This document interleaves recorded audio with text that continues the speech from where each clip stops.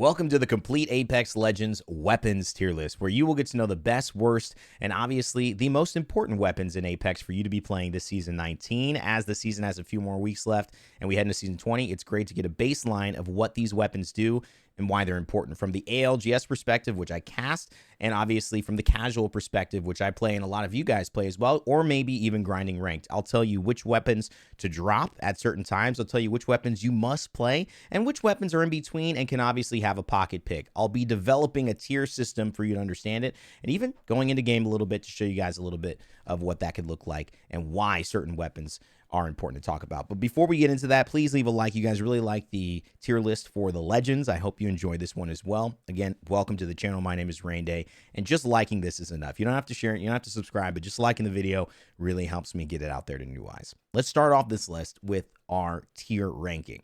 Now, F, there is no weapon that is an F. The big thing to understand before we get into this, that every weapon in Apex Legends is going to have some type of value, and it's going to scale based on how good you are with that weapon. Whether you have an affinity for snipers, maybe shotguns, maybe SMGs, based on games you've played in the past, it's a shooter after all. So you're going to obviously have some weapons that feel better to you as a result of you maybe just being a better sniper, or maybe you spend a lot of time sniping in games. You just get the way certain games have snipers, and Apex is one of them. So do not consider that any weapon is ever bad. Just, you know, from this, we have to look at whether it's going to be played in high level, whether it will beat counterparts it'll run up to, and whether you should drop it and trade it off for another weapon. The F tier, nothing exists there, but there is a weapon in E tier, and unfortunately for a lot of people, they're not going to like it. It is the RE45. I'm actually going to go into game on this one to show you the RE45, because to me, a lot of people would be a little maybe surprised about this, but there's no doubt about it. This is an early game weapon. Even if you have an extended mag all the way up to level 4, this is one of those weapons that is just not reliable enough. It doesn't do enough damage. And even if you get the disruptor rounds, there are better places that you would put the disruptor rounds for it, which do damage to shields, going from, I believe, 12 to obviously 24, making it very, very dangerous, but still hard to work unless you're up very, very close. This is an early weapon, and the reason this is an early weapon is because, again, it just doesn't scale in terms of damage per bullet. It's not a bad thing. It's not one of those things that I think you need to worry about, but whenever I find an RE45, I just think this has a limited time to be used. And that's when we get into D as well. Weapons that are good, better than the RE45 in my opinion, from early play, but also will need to be changed out eventually. Another thing to note when you see these weapons, starting with the Mozambique, is that in terms of ammo, the RE45 uses a lot of ammo early game. And so if you're just running with one stack of ammo, scrambling, if you miss any of those bullets, which it shoots super fast, and of course you're going to miss a few, you really are SOL. There's no way to come back from that. And that's kind of always been the problem with the RE45. It's just not a weapon that scales great into late game. They've tried to give it late game attachments, but it's just not good enough. For me, the Mozambique is a weapon that starts our D category, and again, is a weapon that you wouldn't normally take in the late game. I know a lot of people are like, yo, the Mozambique, man, it ain't Mozambique. Don't look at me like that, Rain Day. They're lying. They're liars. They're fat, ugly liars. I'm just kidding. That was terrible. I could get canceled for that. I'm just going to say that the hypothetical person I might have been talking about is wrong about the Mozambique. It's a great early game weapon, though. I really do enjoy it for a few reasons. When you look at shotguns, one of the biggest and interesting things about shotguns is that they change, except one, their spread when you shoot them. Mozambique is one of those. That early game comes with 6. You can do a lot with just one stack of shotgun ammo. And you see that tight spread, holding that down, that is a really, really good potential to do headshot damage or just disrupt somebody who's only got 100 health, 50 shield. They're not working off anything else. It will be expansive, or it can go a little tighter. So if you want a wider swath and just spray and pray, it's fine there. And I think this is, again, from an early game weapon perspective, let alone you may not have hammer points to rock on this, which if you do makes it even more deadly, is one of the best early game weapons that you can choose. And it's actually got quite a high TTK. Ask anybody if they've ever seen the Mozambique be used with a gold bolt. It's one of the most terrifying things that we have seen when it comes to Apex. The mode was insane. I think they even doubled up the actual rate that it was able to fire. So that's a pretty decent weapon, but again, you're going to drop it the second you find another shotgun. When you go into the next contender, it's obviously, for many people, going to be the P2020. That's a D tier weapon too. It also works with hammer points, But I think that the P2020 had a really nice change. I used to make fun of it like the P2020 and a dream is what you might end up having when you try to play this. Just a hope, a prayer. You know, you're asking for the heavens to intervene to win a fight. But I've seen characters actually utilize this decently well. It's never going to be your best secondary, though. If you choose this to be your secondary weapon to take into high-end late games, you're just going to be working with less than your opponent. So be aware of that. I know people swear by the hammer points, but in terms of efficiency and effectiveness, yes, when you are firing down and you are basically using it as a hammer point machine, that's great. But you got to remember that most often you're not getting hammer points off drop. And if you're not getting them off drop, the only way you're going to use hammer points is when you are going to keep this weapon all game long and try to get to end game. I mean, that's great damage. Hammer points giving you damage when their shield is done. It goes from 18 per bullet to 27 for a body shot, 32 for a headshot. That's going from 18 to 27. That is a 50% increase in terms of damage that it is adding. That's massive. It does hurt, but it's just not enough, I think, to be able to make this a weapon that you carry around looking for the hammer points. If you're lucky enough to get them both off drop, obviously that's going to be good and probably better than a lot of other choices you would have. All right, moving into C. Now, the difference between C and B is a big one. Now, the C category here is going to be a few weapons that, to me, you still trade out towards late mid-game or late game. The reason you trade these out is because while they have their purposes for certain situations you might find yourself in, typically if you have another choice, there is a better weapon in each category for these weapons. So it's more of something that you would stick with if you had to stick with it. Maybe a point in case here to give you an example is in the LMG category, which is the L-Star. This is a weapon that does quite a bit of damage. It's obviously one of those weapons that's been difficult to control. Whether you're playing on PC or controller, it's probably going to sway whether you use the L-Star more. And I don't blame you for that, but in terms of raw efficiency, it's not a very consistent weapon. And that's kind of the fun of it. That's kind of the excitement why I think a lot of people have played the L-Star beforehand. When you look at taking this weapon into a fight, not only does it have a decent little bit of range, but it just is hard to compare it to its more reliable and damage dealing ancestors, or I guess predecessors that have come into Apex. You can tell it's got a huge amount of damage in the magazine, especially if you have a level 4. And listen, it can do a lot of damage when you use it. The problem comes in with probably the individual spray, which is on the lower side. When you're comparing that, something like a Rampage is hitting in the 20s. Even, you know, you're looking at an alternator coming very close to hitting this exact amount of damage, and it being harder and harder to do this from range. That's where it starts to become a problem, where there's more consistent options for up close and for obviously late game. It doesn't mean that it can't work, but it's just not been the most reliable weapon. And I think for a lot of people, it's one of those things that if you end up finding something a little more consistent, that's what you end up rocking with. So the L-Star stays in C. It's obviously a good weapon for some, not something that you're going to need to take to late game. Probably some better options for you. Next on C is the charge rifle. So the charge rifle goes in there. This kind of had a weird story for me. The charge rifle used to be a very, very effective weapon for the last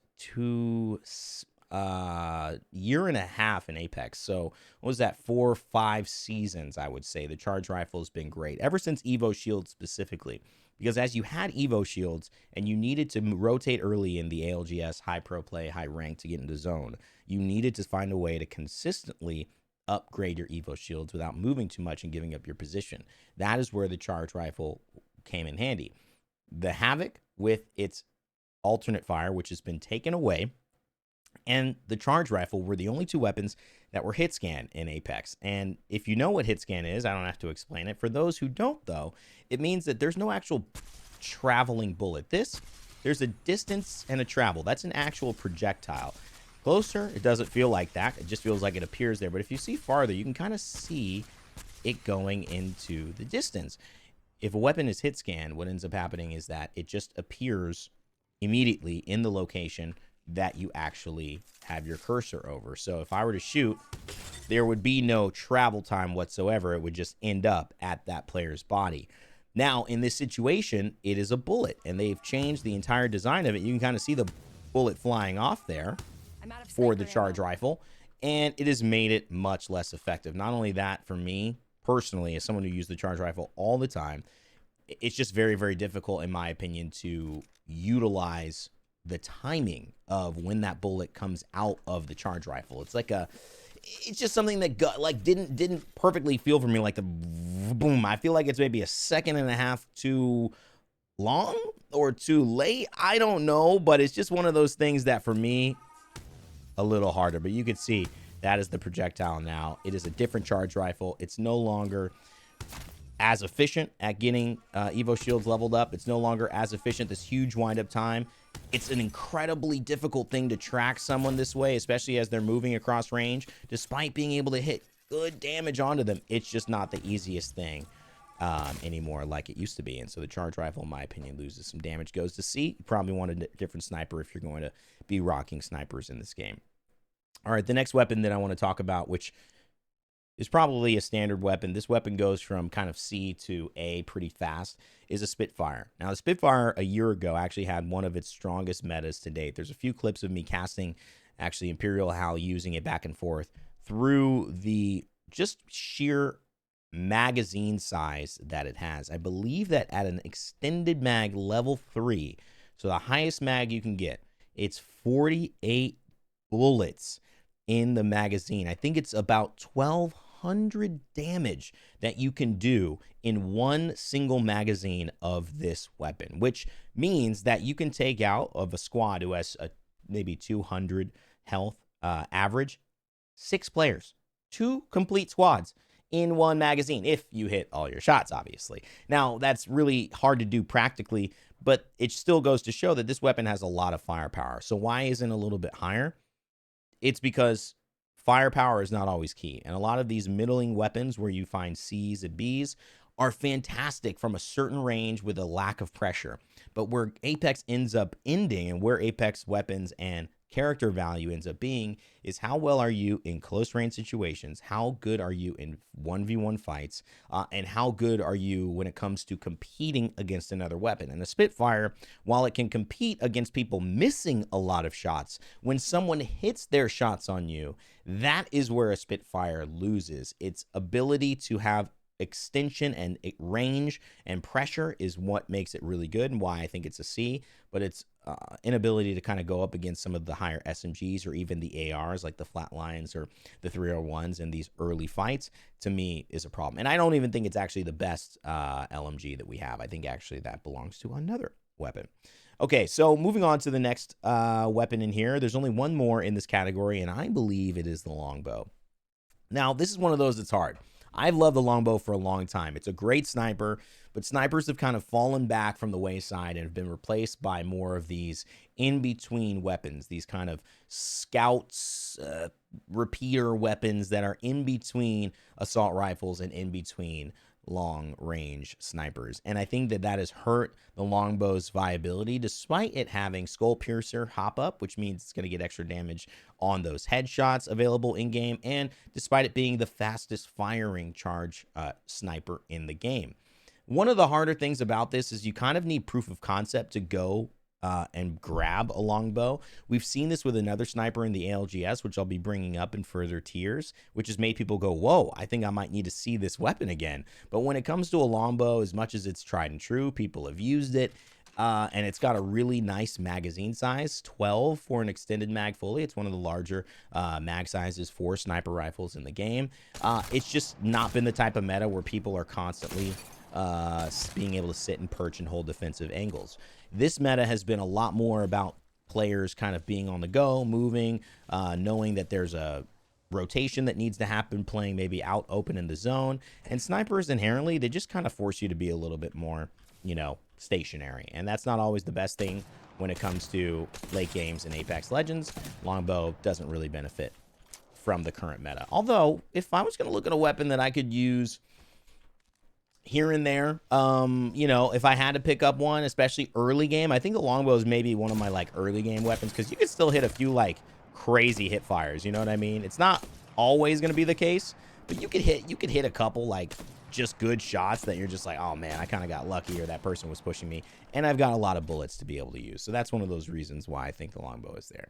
Okay, now we're into a different category of our tier list. We've covered the C's and D's, which are weapons that when you look at them, C specifically are weapons you probably want to trade out, but they can function better than a D and an E. If you end up in game with them, that's okay. But if you go up against another character, most likely they'll have a better option of a weapon to compete against you. So now we're in the B's and A's and S's. Now the difference between the B's and the A's and S's is the S obviously is a weapon that is going to be better in almost all circumstances. And when you see it, you should pick it up because it's better than what you have. That's pretty much what an S is. An A is going to be a weapon that is not an S, but is that compared to the rest of the weapons. So essentially it has the most set opportunities for success, it's the most flexible, and it's the most consistent in dealing damage and winning trades for what this meta calls for.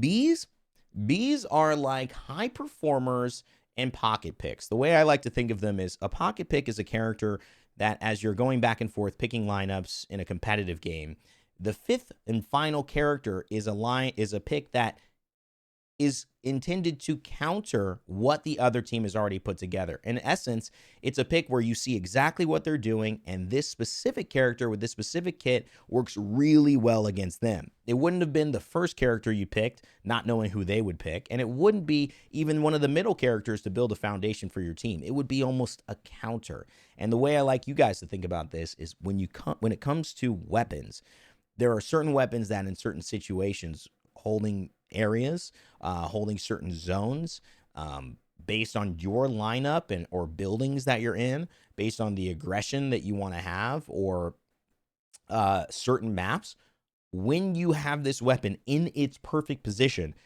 it is deadly. And that is where B's are. So it's not across the board valuable and better than some weapons, but it is deadly when you get the right weapon, when you get the right opportunity. And oftentimes a player makes the right opportunity. Yes, situations, I think 70% of the time, but I think 30% also comes to these are really good in the right hands, and there's just some preference involved in weapons. That's just the way it is. So our first one here, and I think it should be pretty good as an example, is the Bocek Bow. The Bocek Bow is actually a legendary weapon, but when you look at this weapon, you actually try to use it, it is one of those things that does not work for everyone. And honestly, there's a lot of times where I'll pass on a Bocek Bow.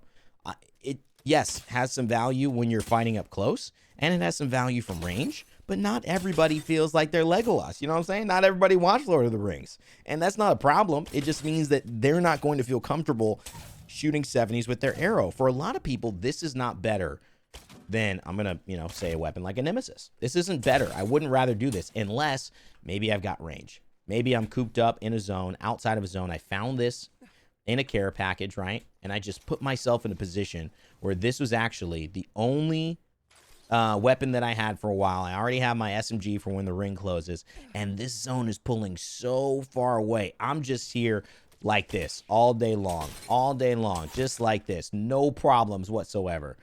In that situation, you're not moving a lot. You're just spraying. You're hopelessly just shooting.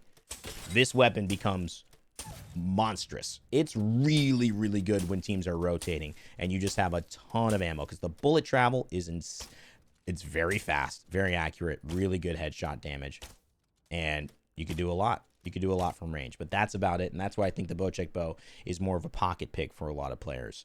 Okay, moving into I'm actually not sure if I was showing you guys that or not.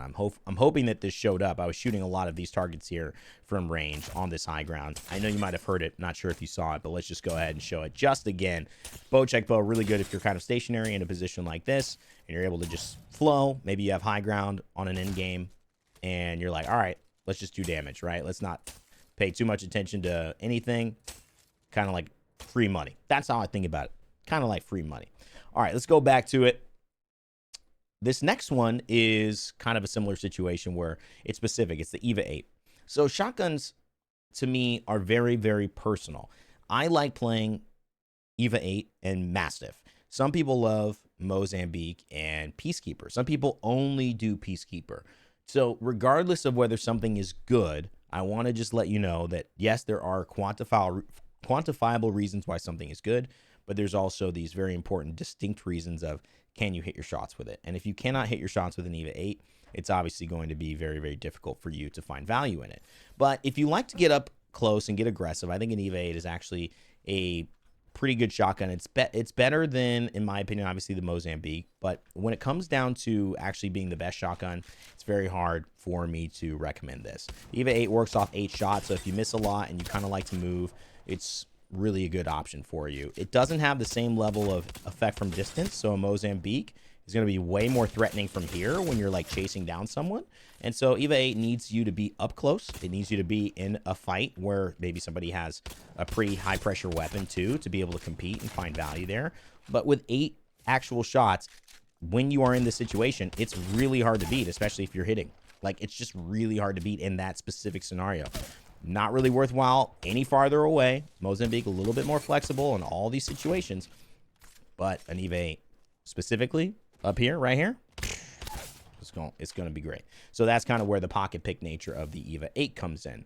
Now, the next weapon, the other thing too is it also has a spread. It's one of the only weapons, I'll just show you this really quickly. It's one of the only shotguns that, whether I shoot it like this or whether I shoot it like this, it's the exact same spread. So it's not going to give you any kind of like more, an accuracy bonus in terms of hitting your shots and aiming down sights and getting, more headshots. So it by nature needs constant pressure as damage versus actual high level big hits. And typically, why have a shotgun if you're not going to be going for high level kind of big hits? Okay, let's go to another weapon that I want to talk about. And this is kind of, I think, going to be more of a console specific conversation. The Devotion. Devotion is constantly a weapon that I get talked to about. One of the reasons why the Devotion has been really, really good is because when you fully kit it up, it's one of the most damaging weapons in the entire game. Now, the problem is the Devotion no longer does as much damage as it did. When you talk about holding as much damage in a magazine like a Spitfire, which is around the 1200 range, a Devotion is about 900 or so damage. It's hard to break 1,000 damage overall in the training dummies. And if I want to show you what that means, if you take a look at it, what I mean is that when you go and grab a weapon and you actually shoot it in the training, and any of you guys can go this, grab a high mag, and then, whatever you want to make your life a little bit easier, you can grab your stocks, you can grab one of these, and just head over, and just kind of try to aim towards center. You don't have to be completely right, but you'll see it's around the 900 range. I could do that again, it would basically be the exact same. And when you look at a Spitfire, in terms of mag size, you'll see that this carries 48 in terms of its mag, 50 actually, I think 48 might be the Rampage. And when you fire this, in terms of overall damage that you're going to be able to have to do to a team, it's going to be in that 1130, 1150, 1200 range. So the Devotion used to be king in that. It's no longer king in that. The Devotion also used to be king in damage per bullet. Now you look at this, 15 damage per bullet. You look at the Spitfire, 18 damage per bullet. So even though the Devotion now is deadly, the Spitfire still does more damage for bodies and is only tied. Yeah, it does more damage for bodies and for headshots. So where does the Devotion lean? It leans in someone who's able to control it, because the Achilles heel of these weapons are that it's sometimes very difficult to control these weapons. The recoil on them is very tough, which means that if you hold down the weapon and just shoot, you're going to get something that looks like this. Okay, now the way to counter recoil is to do the opposite movement in the opposite direction while that's happening, meaning you would go down, right, left, down, right, which is quite difficult to do. Now, if you have aim assist and you're using controller, it's going to be a little easier, which is why sometimes controller players can have an easier time holding this Devotion in, kind of its recoil pattern onto an enemy. The other big element is that speed with the turbocharger scales really nicely. So though it doesn't have the most damage, with the turbocharger increasing the rate of fire, it can be very deadly. To me, this is not a weapon that you can win all the time with. You need the turbocharger. You need a lot of other things to outfit it with. Why do that to yourself? Why rush trying to do that unless you just have this insane love and loyalty to the Devotion? There ain't no need to do that. They're just you don't need to be that loyal. You just really don't. And I know that a lot of people have fun with it. If you have fun with it, by all means. But there's just better weapons that kind of do the same thing, that don't require that huge outfit. And even still, one of the issues is that it's very, very slow, and it will make you a sitting duck when you are firing it. So even if you get all that stuff, when you are firing your weapon, you're just going to be moving so slowly that it's hard to value its damage over the target that it makes you. All right, another weapon that is kind of surprising to me to be in this B tier is the R301. Now, some people are going to say, you know, you lost me at the R301 being in B tier, but for real, I think we've seen the R301 take a step back over these last couple of seasons. To me, the R301 is always like Bangalore. It's consistent, it's good, it's got, it's never been the ugly kind of like stepchild in a fairy tale, right? Where, you know, the world thinks it's bad and it's got to prove itself and suddenly turn into a princess. That's not the R301 story. The R301 story is kind of always being the golden child. Like, there's nothing wrong with an R301 from the very beginning of this game.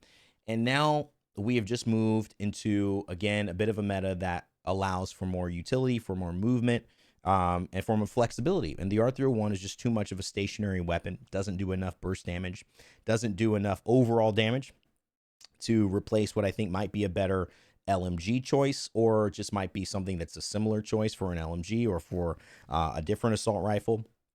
It's just not as deadly. Now, can it work? Absolutely. Will an R301 in the right hands, if you're playing a game where your teammates are taking space and they are being the brunt of the fight, and you are able to go into a lot of battles just kind of sitting at that mid-range, the R301, it's almost unbeatable.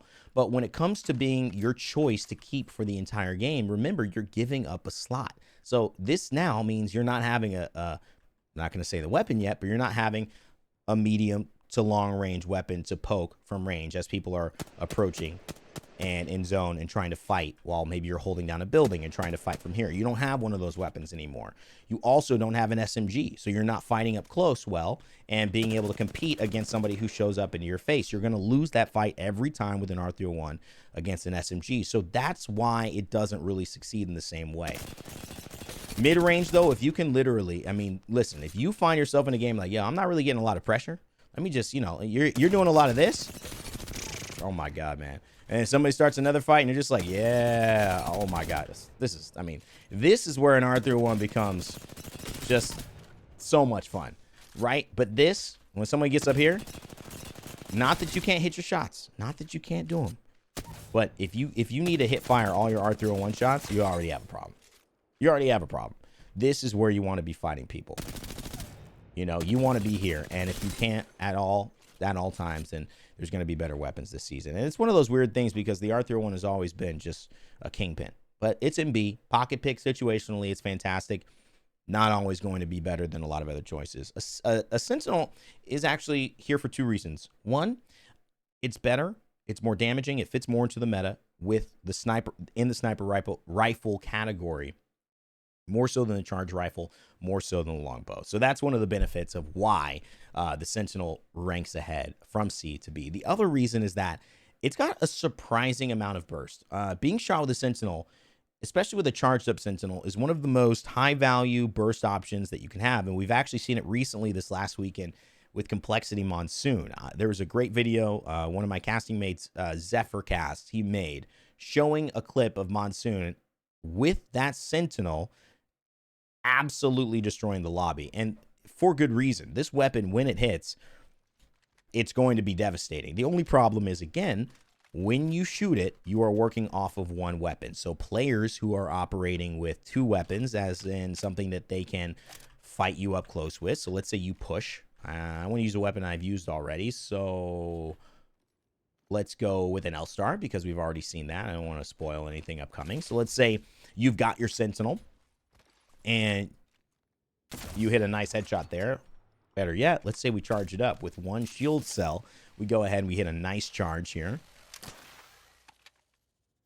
Boom, 119. We move in. We're just moving in with this L-Star. This is it. Now, if you hit your shots like that, amazing.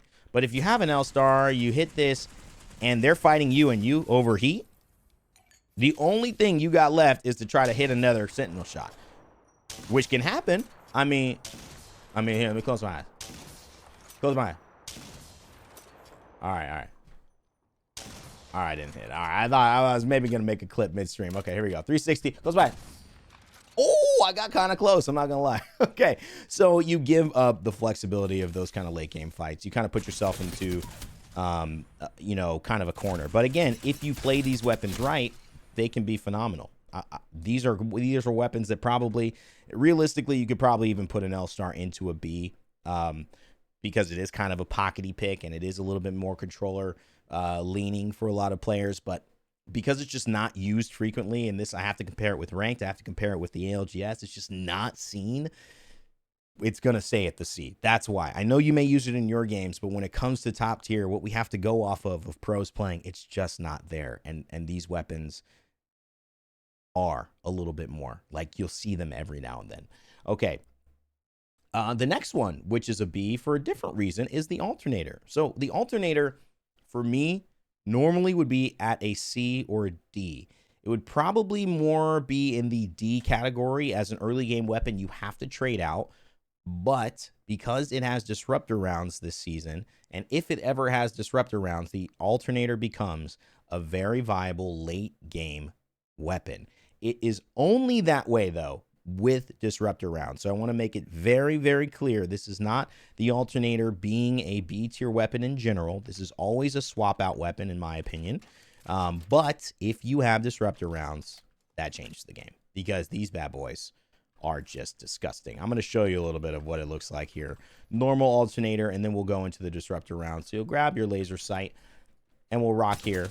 And one of the benefits of the alternator has always been that it's got good damage per bullet. It's got 16 damage per bullet, and it scales to 17 on headshots, which I think used to be more. And so not only do you have pretty heavy shots, comparing this to like a car or an R99, 12 and 11 bullets respectively, in terms of damage. This is 16. I mean, that's pretty good. When you look at it, it actually hits more than Devotion. The alternator hits for 16 in Devotion, it's for 15 and 18 headshots. This goes 16, 17. So overall, there's probably, I think, a higher average of damage here. The other thing that makes this really good is it's just consistent hip fire. The alternator, with its larger magazine, 27 bullets, the only magazine in the light category that is more than the alternator is the R301, which has 28 bullets. It's rather consistent. Look, it's just staying pretty clear. And then when you add disruptor rounds, it just becomes a monster. So let's put those on, which does 25% more damage to shields. I mean, this weapon just becomes a monster, and it's so hard to fight. And the reason also I like it is because it actually serves a dual purpose of being like, you know, you could just kind of get in and out of peppering. And when you have alternator disruptor rounds, you do so much damage to shields right away. And guess who's kind of running this meta right now? A shield reviving character who has an ability called Radiant Transfer and whose name is Conduit. So I think that this is a really nice timing for this to be a B. And as a pocket pick, if you ever end up in a situation where you get your disruptor rounds, go for it. Go for it is what I say. This is a really, really nice one. All right, hopefully you guys are enjoying this. Let's keep on going. But again, if you are, consider subscribing, leave a like. You guys really like the legend tier list. I hope you're enjoying this one. I'm trying to kind of keep iterating, and so adding some gameplay in there to see if it helps to visualize some of these things as well. It's a little harder to do, but I thank you guys for staying with me. All right, we have a few more in B. We just have a couple more, and then we're getting to the weapons you really want to use and why.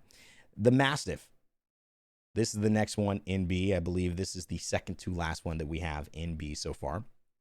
The Mastiff is just, to me, everything that a shotgun needs to be. It's flexible. It's got that, I'm going to call it active reload. I don't know the exact word for it. One of you in the comments, I'm sure, will tell me.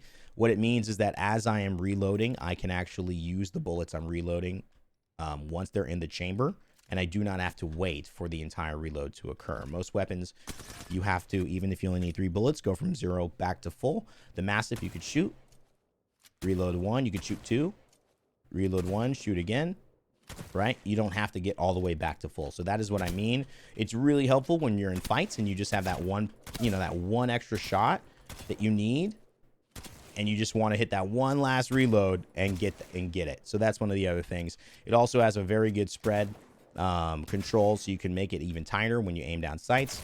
Great headshot damage, 96. The only thing bigger than that is the shotgun I haven't showed you yet, which is, yes, significantly bigger than that. And it's also great at finishing off players. One of the things that made it so good is you actually had enough damage in the pellets to two-shot players from the shield, and now I think you have to three-shot players, unfortunately. I think you do. Actually, no, I think it could one-shot. Now you have to two shots. I'm pretty sure. It's something like that. There's just something in terms of the pace of it that made it not as successful. And again, if you guys weren't seeing that, I'm sorry. I don't know if you were not seeing that action. I'm just going to do this again to double check. But obviously the spread there when you're aiming down sights, really good active reloads as well. So you can go ahead and just shoot a few, reload, shoot immediately. Really, really nice for the shotgun. I explained it. Not sure if it was on there again. I'm working with this. Okay, so the next one that we're going to bring up is the Rampage. Now, I had an argument with one of my friends on the broadcast. It wasn't really an argument, but I said, I think the Rampage is kind of slept on. I think this is one of the best weapons situationally, kind of like the R301. I think from a mid-range, this weapon has so much damage and power that the only thing holding it back is hitting your shots. And again, when you consider the fact that there are ways to make this weapon even better when it comes to activating the thermite, which when you use a shield cell on a Sentinel, makes it shoot faster, and it becomes essentially the heavy ammo version of a devotion. It is a monster. And yes, it's situational. Yes, it's not going to win against certain patterns of movement. Very, very easy to get juked out on this. One of the negatives are if you miss one bullet, it's easy to miss 3, 4, 5 more, unlike an SMG or an AR where you might miss one, but it's hard to miss 5 bullets in a row with that. So those duels that end up going back and forth and you just need one more shot, a Rampage is likely to either completely win it for you or completely lose it. But I just think when you look at this weapon, and maybe Wraith doesn't want to look at anything here as I press the Q, but as you look at this weapon and you consider, is this a weapon I could take to late game? I think oftentimes, while there may be better choices, if you're feeling it, if this is something that just is in your wheelhouse and the way you like to shoot and enjoy the game, if you understand kind of the bratata style of this, it just clicks, I would check it out. I would say this could be your A tier, S tier weapon that you want to use, because let's talk about bullet damage. 26, 31 for the headshots. When you talk about deleting these guys, I mean, we're still going. We're still going. And I'm missing, okay? When it comes to a magazine damage, we're not in the 900 or the 1200 or whatever it is. You see all that I missed, and it's still got. I'm gonna show you. I'm gonna show you here. Hold on. I don't know why it reset, but let's keep it going. We're in the 1600s. Really, it's around 1400 if you count mostly body shots as well, because those are just going to stick in there. That is insane. How much damage this thing has in it. Now let's use the thermite as well and show you just physically why this is so good, because it jumps up in a way that another weapon jumps up that I'm going to show you guys in just a moment. And that is something that is kind of going to be the big conversation piece for me, for you guys to educate yourselves on which weapon do you need to use. Oh, I missed the charge. I always do it right too fast. There it is. So here's the charge. I mean, come on, man. Are you serious? Are you actually serious? I mean, this is, if you can hit these shots, it's over. There's no one who's going to win a fight with you. So for me, that's kind of where I always look at the Rampage. Its potential is insane, but not everyone's going to bring its potential out. Could you be the one? I don't know. This could be your moment. People are kind of sleeping on it as being a necessary weapon. All right, so now we've finished off our weapons in the middling area of the game, and now we have the weapons that if you see, you should pick up. These are the weapons that if you see, you should pick up and use. And I know a lot of you have been waiting for this. This is the one that you really need to pay attention to. These are the weapons that are kind of dominating this meta. First off, we have the 30. Oh no, let me slow down a little bit. Let me slow down. I'm not gonna grab that here. All right. So first off, I'm gonna go into our final shotgun. That's the Peacekeeper. The Peacekeeper is the shotgun of the day right now. One thing that you need to be aware of when you see a Peacekeeper is the fact that it is going to be potentially a 2-shot. And when you ever have a weapon that can do what a 2-shot is in Apex Legends, you have to find a way to use it, and you have to find a way to be efficient at it. One of my biggest things that probably holds my own gameplay back is I don't really like using a PK. And the way that the pellets travel, the timing of it, I've just never gotten it. It has just been a sore spot, but no other shotgun can hit like this. I mean, no other shotgun is 2-tapping like that. And when you come out and you do it, fight's over. Basically, the fight is over at that point. No matter what weapon you have, if you can hit that, there's no way that they can come back. And that surely is why. Also, let's say this player's down. Being able to 1-tap, do things like that, it's going to be, you know, a big deal. It comes with disruptor rounds too, which is a really cool element of the Peacekeeper this season. If you can, that doesn't come with disruptor rounds, but you can use disruptor rounds on it, which makes it even more deadly, and why you're getting these huge pumps off shield. But it still does about 100, 110, even if you don't have that. So it's really, really just the monster this season. If you're using a shotgun, the Peacekeeper is it. Moving on. Another weapon that I love that's kind of like a shotgun, but it's a sniper, it's the triple take. Triple take is a fantastic weapon. It is basically the sniper without needing to be a sniper. I love that this weapon gives me flexibility to fight early, and it also kind of is for snipers, a great option at something that when someone pushes you up close, you now have a way to defend yourself. Just looking at it here, the other thing that's great about it is the mag size. It's 10. You can obviously make the scope easy, or can spread out into 3, so you can have 1 hard-hitting bullet, or you can have 3, a wide swath to get that final shot. But sometimes you can see even from this distance, you can hold it open wide and still hit some pretty decent, clean headshots, 2 out of 3 pellets. Whether you're up close and you need that last shot onto somebody, you move in with a controller or a mouse and keyboard. This weapon works for both inputs almost equally as well.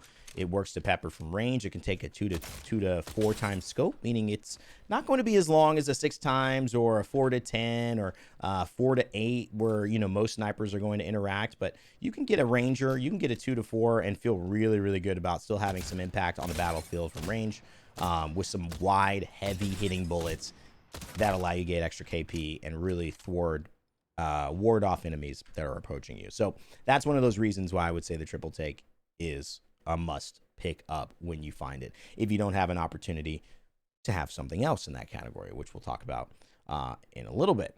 Another weapon that I think in terms of the A tier needs to get talked about in the energy category is the Nemesis.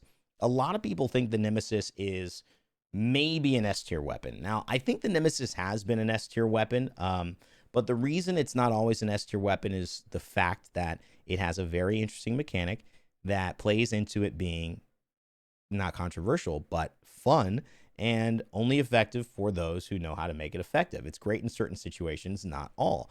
So the Nemesis's passive is where I think a lot of players, when it's working for them, realize this weapon is just the best. And the reason they're saying that is I believe it actually is the best. I think they did some studies on this in terms of ramping up this passive and utilizing it, and seeing that it has the fastest TTK once it is revved up. Problem is, it takes a minute to rev up. So as you can see in this kind of bottom corner, right here in this area, you'll see the bar go down, and as I shoot, it'll go up. So now it is at 100. I have a few seconds where I could wait, and it'll stay at 100 and fire again. And now my firing rate is maxed out and completely different on this weapon.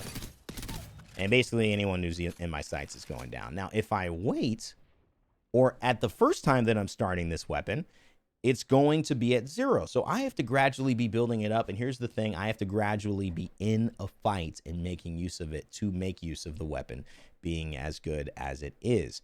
Does that mean that it's not always going to happen? That it's you know, not easy to get going? No.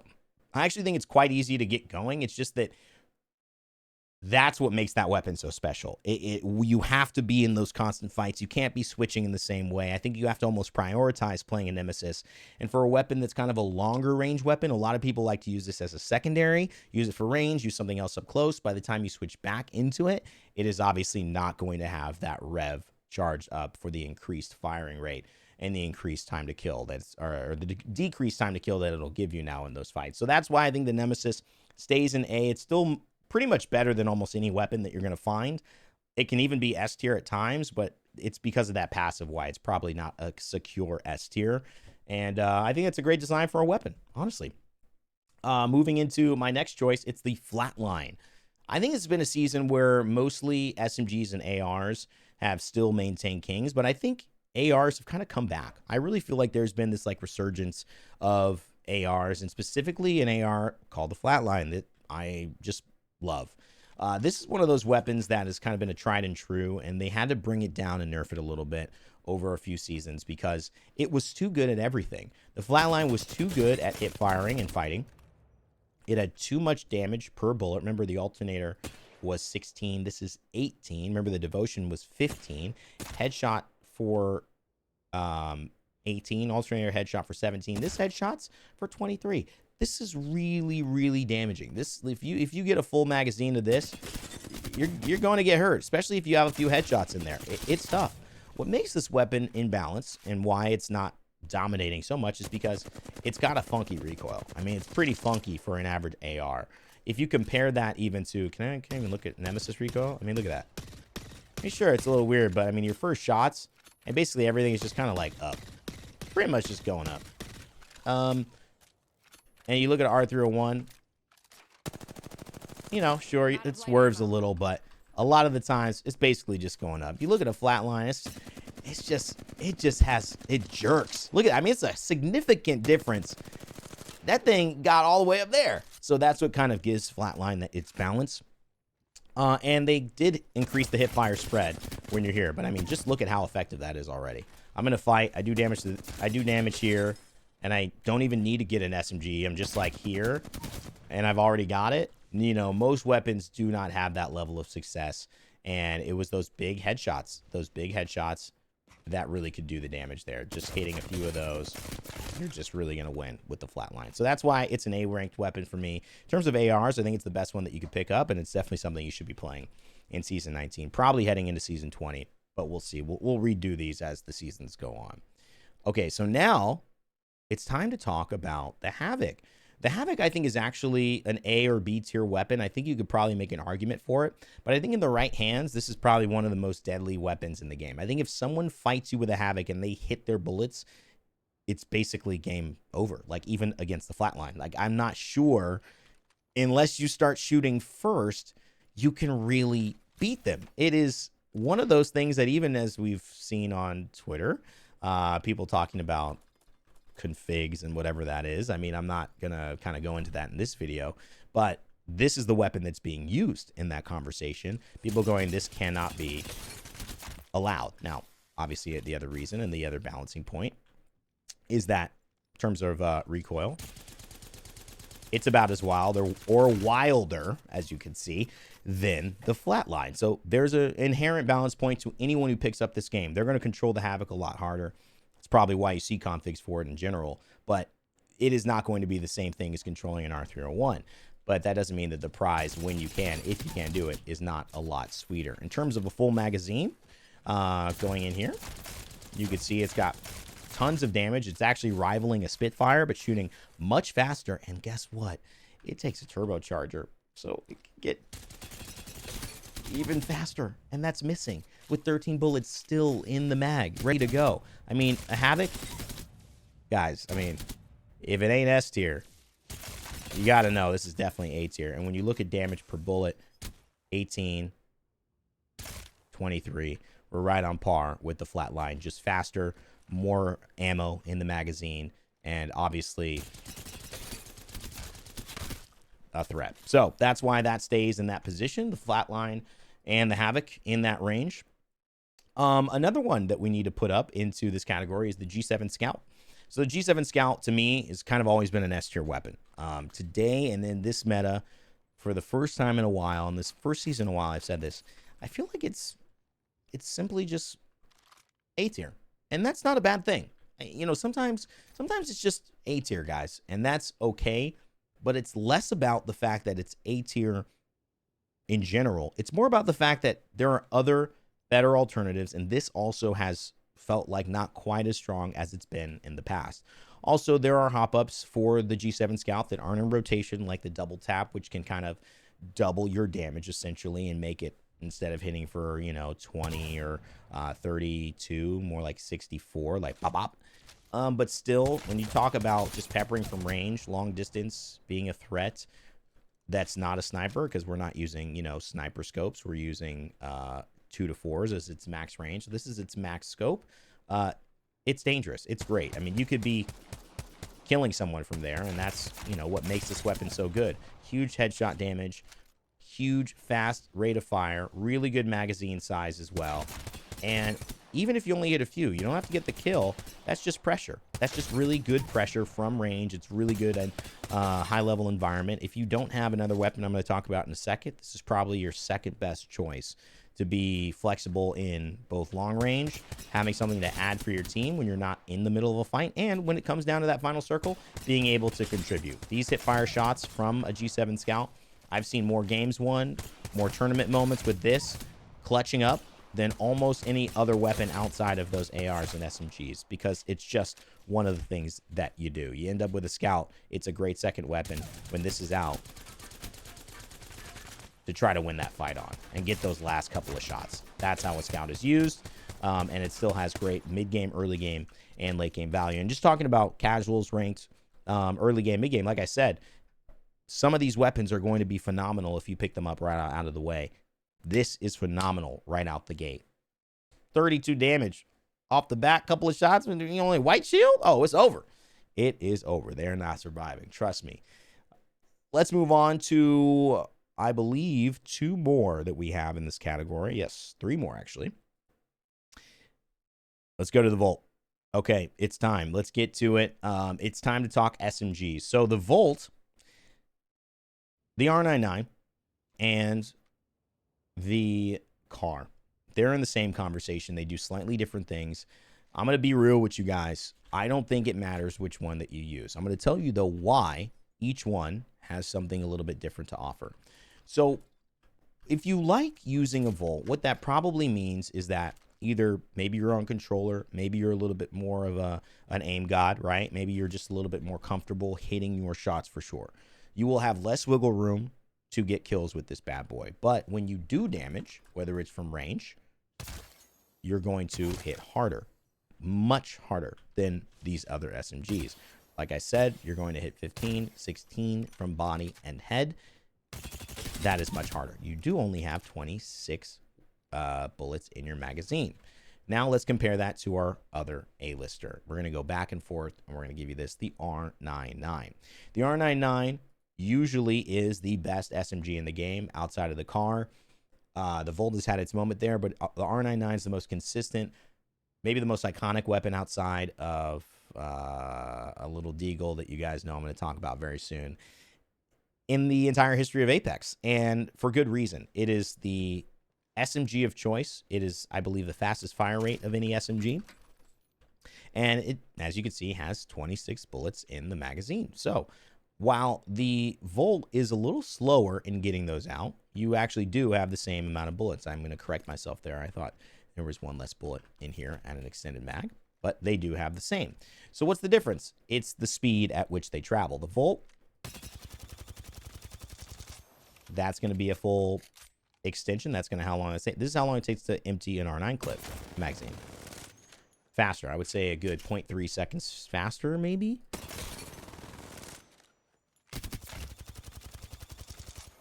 Maybe even, could be even longer, but I think a good 0.3 seconds faster there, which means that if you hit your shots, there's a good chance you can get the kill and finish it. The problem with the R99 and with anything like the RE45 that gets rid of its ammo very quickly is if you do this once, you basically lost your whole clip, right? With a Volt, if you do this, you miss a little bit, you can come back and you can still have plenty of bullets to finish somebody off. So that's one of the main differences. The Volt gives you a little bit more wiggle room and also makes those bullets count for a little more.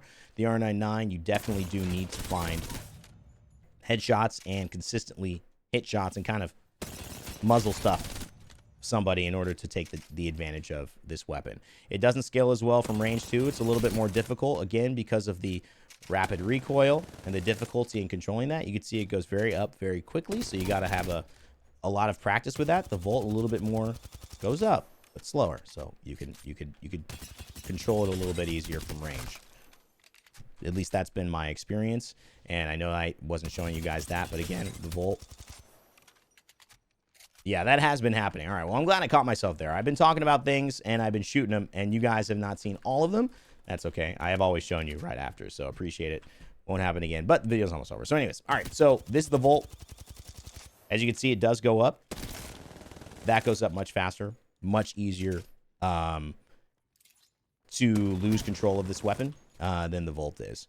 The Volt also, with great bullets, for the hip fire, you're just counting on hitting those. And same with the R99, though you will pay the price if you do whiff on an R99 a little bit more than you would with the Volt. You're just not going to have enough firepower. It's hitting for 11 and 12. It's just not enough damage to be able to finish off somebody if you whiff. However, Volt, you whiff, you miss, but you come back, you hit a few headshots, you could still get the kill. You could still do that, and that's kind of what makes this a little bit safer. It just depends on your style. The other choice that you can have here is the, of course, Car SMG. Now, the Car SMG goes in as A tier 2. These have been the 3 competing weapons that have made the SMG category so successful over this last half a year to a year, especially with the nerfs and the changes to the AR category. But I like the Car for a couple of reasons. One reason I find the Car to be such a good choice from an SMG is the fact that when you have it, you are so flexible with what you're able to grab in terms of ammo. And a lot of times in games, because of looting, you know how it is. You get in, whether it's ranked, whether it's with your boys, your friends, you do need to quickly loot and get out of there. And you don't always have time to pick up light ammo. You don't always have time to pick up energy ammo, or somebody else is using that. When you find a Car, you have an extended heavy mag or an extended light mag at your choice. You can pick up heavy ammo, you could pick up light ammo, and you could switch on the fly of what type of ammo that you're actually using, which makes this the most versatile SMG and maybe versatile gun in the game. When it comes to recoil, let's take a look at that.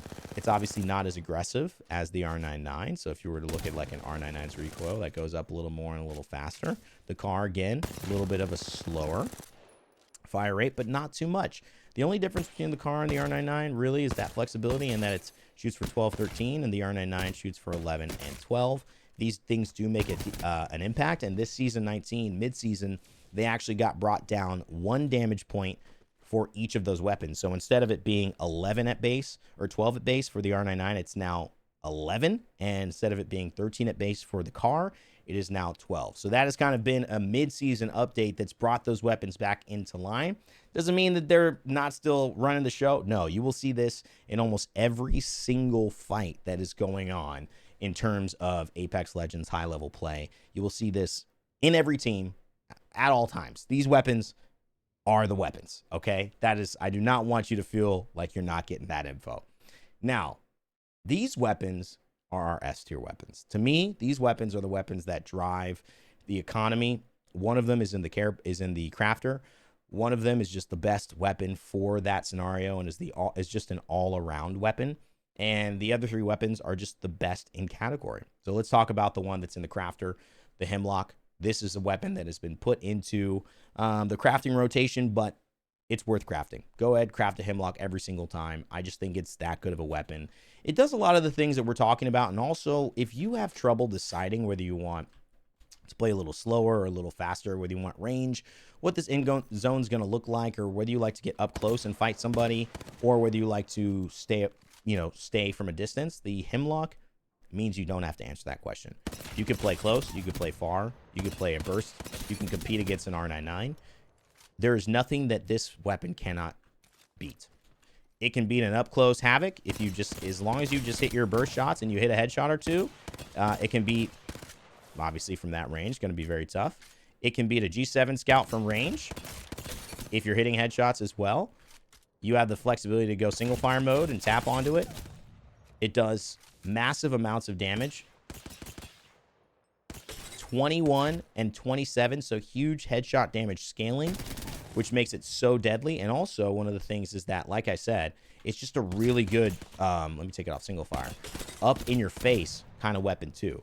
Rarely does a weapon that scales so well from long range scale just as well up close, making it viable for your in-game fraggers to also use it, and not just players who like to kind of hold and anchor as a squad and kind of just, you know, apply, you know, G7 scout type pressure, the weapon we just talked about. Hemlock is certainly going to win in almost all those categories. The only thing that I think is just as good or better in terms of range, and only gets beat from a Hemlock in terms of up close range, though it still is viable, is the 30-30 repeater. Now, the reason I like the 30-30 repeater is it's just surprising burst. And in Apex, whether it's a Peacekeeper, whether it's an SMG that just, you know, one clips you and makes you go, what even just happened? That was too fast for me to react. The 30-30 repeater has become the weapon of choice for that, especially when you add the Skull Piercer, which increases headshot damage and is available on this season. These shots, 79. I mean, you get this amount of damage lost from your shield this fast, you don't even know what you're doing. You barely have time to move, let alone someone else on your team shooting at this person as well. The 30-30 has always been a fun weapon. If you hold down ADS longer, you obviously get a bigger, more charged up shot. If you don't and you go quickly, you get 15 damage less, essentially. But when it comes to a headshot in the Skull Piercer, that starts to scale really, really nicely. Even without it, though, you end up still getting quite a bit of damage. 58, which, you know, when you're shooting from afar, you're going to be aiming down sight. So this is one of those kind of principles I talked about. When you have a character or something that just gets value because of the way you would normally be doing it anyway, that's just a good weapon. That is just a solid design weapon to be used and played. Weapon design to be used and played, and that's what it is. The other benefit is up close. These shots hurt a lot too. You can get good headshots. It's very reasonable to win fights and just kind of have pressure. It's got another reason why, a massive magazine, 12 shots in the magazine, which shoot as one, but reload as two, and they dynamically reload. So if you're in the middle of a fight and you both go near 0 bullets, but they're maybe still standing, you can hit your reload and get those 8 bullets back so fast that now you have 8 bullets. They've barely reloaded their weapon for the first time. It's just an all-arounder. We're singing the ALGS constantly. I think this has become the most comfortable pickup, and you know what? It's so much damage, and you only have to carry a few bullets to really take advantage of it too. That's another element we haven't touched too much on, but ease of use, ease of value, 30-30, way up there, way up there. Okay, now let's talk about these final S-tier legend weapons. I'm going to use them just a little just to show you what they are. The first one is the Prowler, and I just think the Prowler, you guys have probably seen it before. It's really hard to get better than this. Whether you're talking about burst damage, which is a 5-round burst instead of the Hemlock 3, which if you headshot it, gets you into positions where, I mean, there's really not much to do. 35 bullets in the magazine, and also now that you can switch and have it as full auto, hitting for 16 and 19, it's got a fast fire rate, faster. This is like basically hitting harder than the alternator, firing just as fast or faster than the R99. I mean, it's insane. This is just so good. And coming with a digital threat too means that any smoke meta, any occlusion that you're kind of used to playing around, no impact here for the Prowler. If you see this, just pick it up. It's going to make you win. You're not going to lose a fight with a Prowler, especially if you get the first shot. You're going to not only not lose a fight, even if you don't win and right away, if you just do kind of this, you've basically applied so much pressure to that player. They're going to start to get defensive. So, you know, and I think that's one thing that you just got to be aware of. It's just that good. The Prowler is the bomb this season and always will be, as it's in the care package. The other weapon that we got to talk about, it's the Wingman. This is the new and improved care package weapon. It comes with two things that I really like. One, the boosted loader, meaning it has faster reloads when you're near the next clip, and it will overload the magazine. Okay, I'll show you what that looks like. It also has the Skull Piercer. So when I get to 3 or under, see, I have 3 bullets. I can hit this reload, and now I have 12 in my magazine. Now let's say I don't get a fast reload. I just get a normal reload. I go back to having 9 in the magazine. Not only that, it's 95 damage per headshot. It's going to take at least 4 shots to kill somebody with a red shield.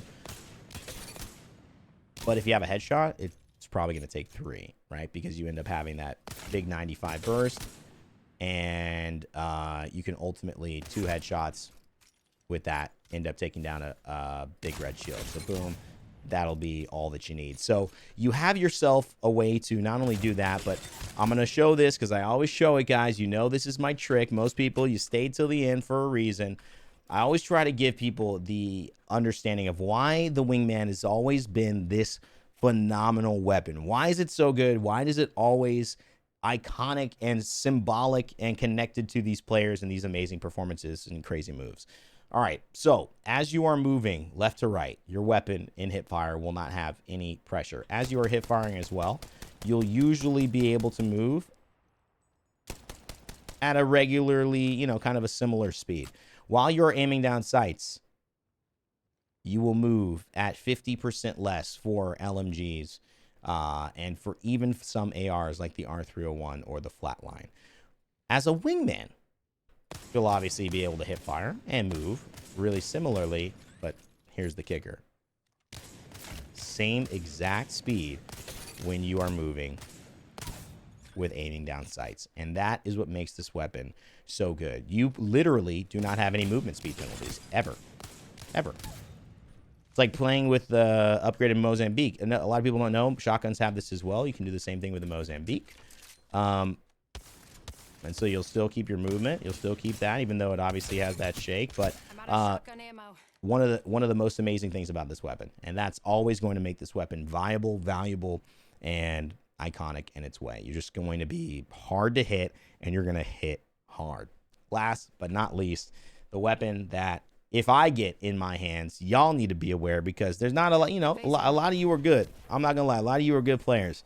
But if you see me with a Kraber, just watch out, because this weapon right here, for a sniper fan, a sniper man, is going to be the weapon that instantly ends a fight. Once you get Krabered, you cannot play Apex Legends anymore. You have to back up. You have to back off, even if you don't get a one-shot kill, which they've changed for this Kraber, and that's okay. You know, it used to be one-shot guaranteed kill. That no longer is the case. But for the most part, even if you hit a body, it's over. You cannot play. The Kraber is always going to be king, especially in this season. So pick one up, and even if you're not good at it, get used to it, because if you get your shots, you're going to help your team win. All right, guys, as always, never give up, never stop gaming. Leave a like on this video and subscribe if you enjoyed it.